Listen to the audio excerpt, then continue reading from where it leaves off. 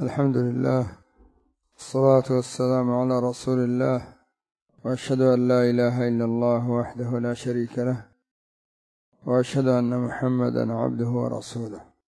ومما نهى الله عز وجل ورسوله صلى الله عليه وسلم عنه لهو الكبر. عصى بها إبليس ربه حين أمره أن يسجد لآدم، إلا إبليس استكبر وكان من الكافرين. كفر الاستكبار والتطاول عن الحق، وعصى بها أكثر الكفار ربهم سبحانه وتعالى. ولو ترى إذ وقفوا على ربهم قال الذين استضعفوا للذين استكبروا لولا أنتم لكنا مؤمنين. قال الذين استكبروا للذين استضعفوا أنحن صددناكم عن الهدى بعد إذ جاءكم بل كنتم مجرمين.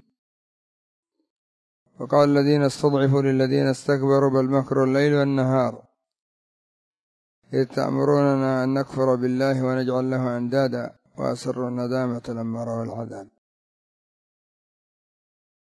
قال الملأ الذين استكبروا من قومه لنخرجنك يا شعيب والذين آمنوا معك من قريتنا أو لتعودن في ملتنا. قال أولو كنا كارهين. في آيات كثيرات يخبر الله عز وجل عن كبر الكافرين وتطاول الكافرين الذي جعلهم لا يدخلون في الدين ولا يستجيبون لدعوة المرسلين ولا يأخذون بأمر رب العالمين. فلهذا لما سئل النبي صلى الله عليه وسلم عن الكبر قال بطر الحق وغمط الناس. بطر الحق أي رد الحق وعدم قبوله والأخذ به، وغمط الناس الاحتقار لهم وعدم القيام بشأنهم. فهو الذنب الذي يجر إلى الكفر وإلى البدعة وإلى كثير من المعاصي والعياذ بالله. فلذلك قال النبي صلى الله عليه وسلم قالت الجنة وثرت بضعفاء الناس ومساكينهم، وقالت النار وثرت بالجبارين والمتكبرين. دار المتكبرين دار المتغطرسين. حتى قال النبي صلى الله عليه وسلم يحشر المتكبرون يوم القيامة كأمثال الذر على صورة الإنسان يطأه كل شيء من الصغار، يسجنون في سجن يقال له بولس تعلوه نار الأنيار. قالوا سميت بهذا الاسم لأن شدتها على النار كشدة النار على غيرها. نسأل الله السلامة والعافية. جعل الله هذا السجن للمتكبرين المتطاولين على دين رب العالمين الرادين للوحي المبين. ومر عبد الله بن عمر على عبد الله بن عمرو فتحدث ما شاء الله أن يتحدث عند الصفا، ثم مضى عبد الله بن عمرو وبقي عبد الله بن عمر يبكي.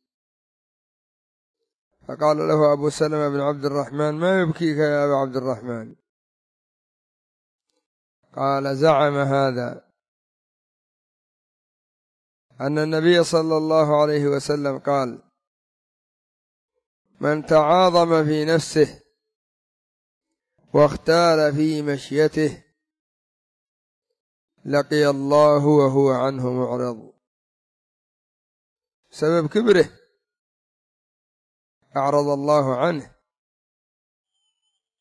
قد قال النبي صلى الله عليه وسلم: العز إزاري والكبرياء ردائي، من ينازعني في أحدهما عذبته، أو كما قال سبحانه وتعالى. وقد قال النبي صلى الله عليه وسلم: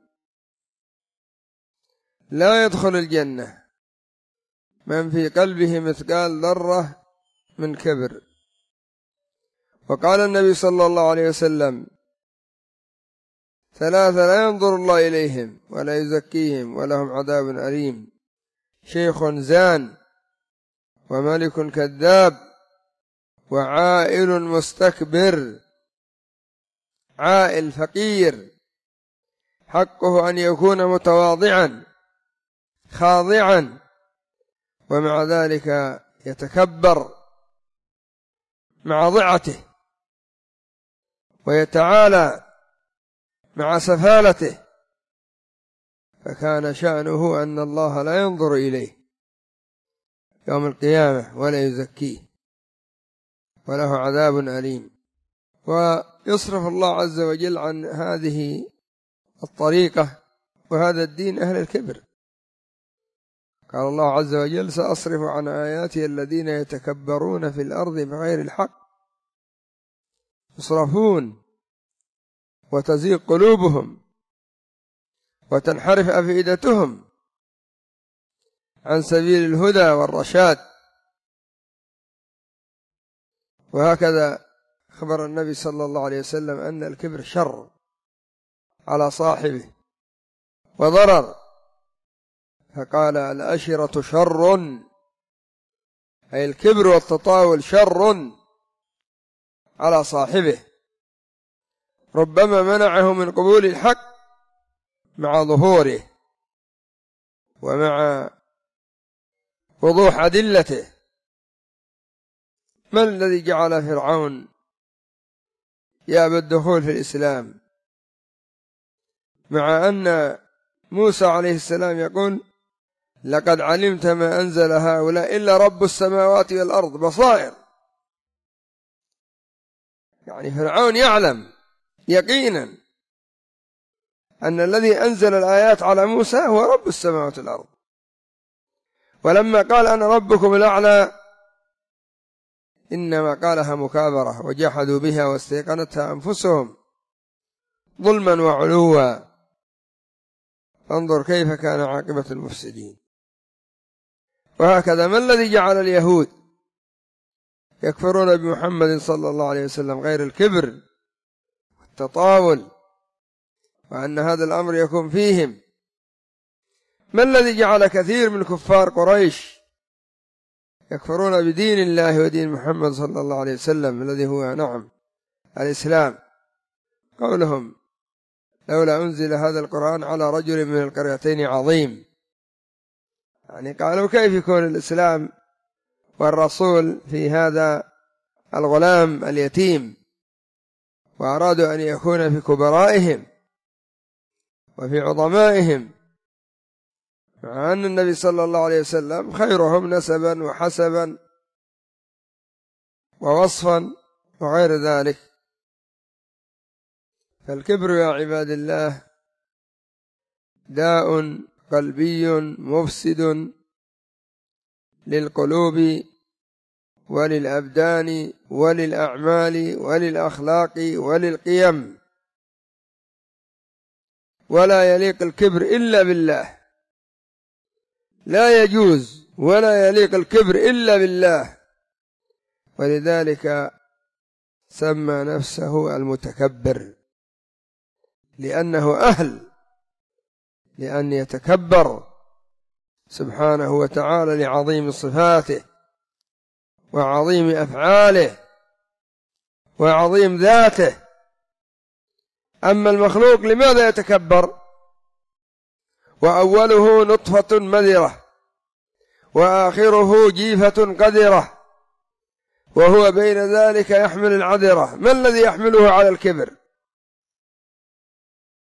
خرج جاهلا لا يعلم شيئا، والله أخرجكم من بطون أمهاتكم لا تعلمون شيئا، إن كان كبره من أجل ما أوتي من العلم. خرج جاهلا، هو الله الذي علمه، ومع ذلك فوق كل ذي علم عليم.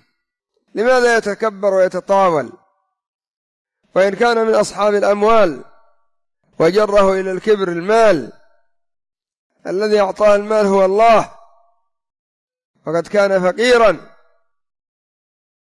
وقد كان محتاجا، وربما سلب الله ملكه، بل ينبغي له أن يتواضع لربه ويتواضع لعباد الله،